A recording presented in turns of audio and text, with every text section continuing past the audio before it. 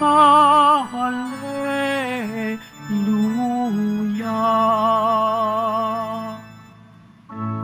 Espiritong isusugo, totoo ang ituturo, pangako ni Kristong Guro. Hallelujah, hallelujah,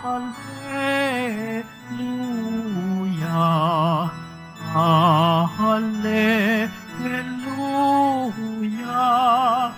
hallelujah.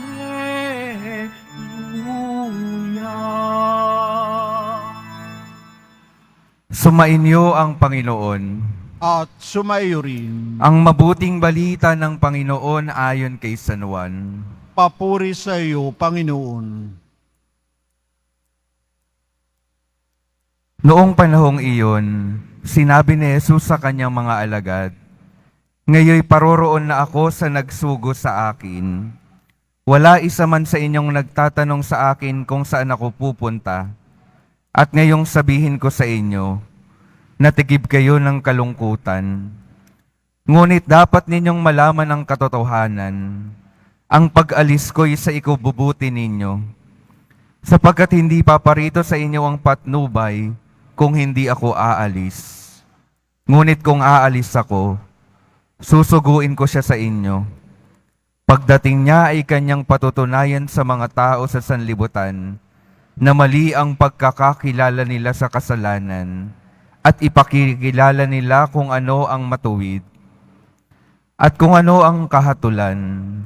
Mali sila tungkol sa kasalanan, sapagkat hindi sila nananalig sa akin tungkol sa matuwid, sapagkat ako'y paroroon sa Ama at hindi na ninyo makikita tungkol sa kahatulan, sapagkat hinatulan na ang pinuno ng sanlibutang ito."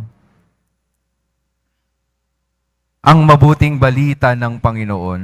Pinupuri ka namin, Panginoong Heso Kristo. Maupo po tayo. Magandang umaga po sa inyong lahat, mga minamahal kong mga kapatid na naririto at kasama natin online. Good morning po. Napakinggan po natin sa Ebanghelyo na ang ating Panginoon ay lilisan na sa piling ng kanyang mga alagad. At yung nararanasan po at nararamdaman ng ating mga alagad, ng mga alagad ng ating Panginoon, ay kalungkutan. May intindihan po natin ito dahil alam naman po natin siguro yung mga salitang sinasabi natin sa mga minamahal natin, hindi ho ba? Ang kadalasan, isa sa mga sinasabi natin kapag may minamahal tayo, kung mahal mo ako, hindi mo ako iiwan. Kung mahal mo ako, hindi mo ko iiwan. Nasabi nyo na po ba iyon? Pero iniwan pa rin kayo. Ayan. Pero yung Panginoon, sa kanyang paglisan, ito po ay may dahilan. Minsan nga lamang talaga, yung pagmamahalan, yung ugnayan, nakasentro kasi sa presensya ng isa dun sa kanyang minamahal. Pero kung minsan, yung pagmamahal po, tinatawag tayo na lisanin yung piling ng ating mga minamahal.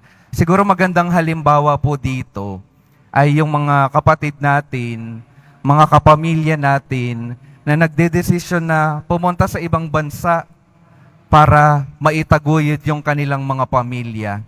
Lumilisan dahil sa pagmamahal para maitaguyod yung pamilya, mabigyan ng mas magandang buhay. Pagpapakita pa rin po ng pagmamahal, yung paglisa nila. Iba pa pong halimbawa, nung nag-aaral na po ng kolehiyo yung aking mga magulang, sila mula sa probinsya, pumunta dito sa Maynila. Lumisan sa pamilya nila sa probinsya para mag-aral, makapagtapos ng pag-aaral upang mabigyan ng mas magandang buhay yung kanilang pamilya sa probinsya.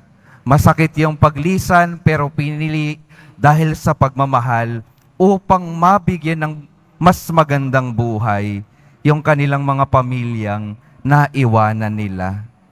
Pagmamahal po. kahit sa paglisan. At yung ating Panginoon po, sa kanyang buhay, may dalawang klaseng ng paglisan siyang ginawa. Paglisan mula sa buhay, nung siya ay mamatay sa krus.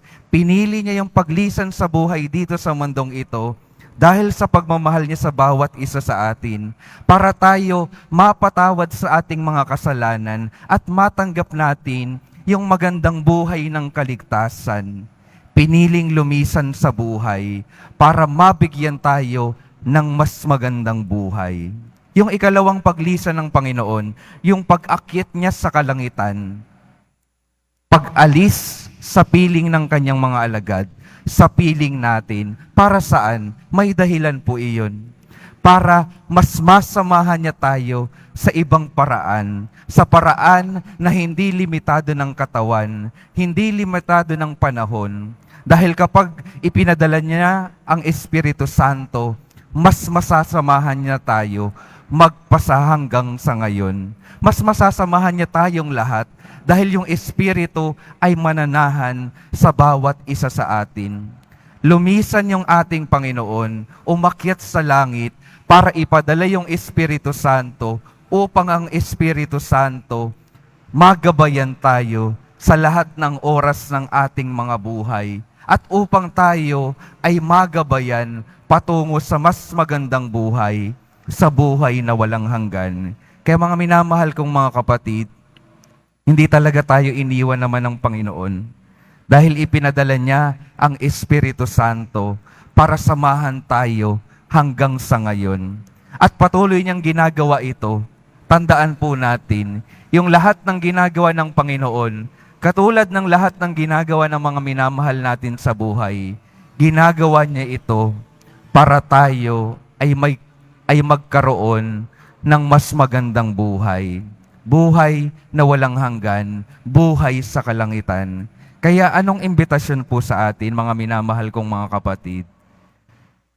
Tanggapin palagi ang Espiritu Santo. Hingin palagi ang tulong ng Espiritu Santo. Hayaan nawa natin palagi ng Espiritu Santo samahan tayo. Dahil ito ay ipinadala ng ating Diyos para tayo ay matulungan na matanggap ang mas magandang buhay, buhay sa kalangitan. Amen.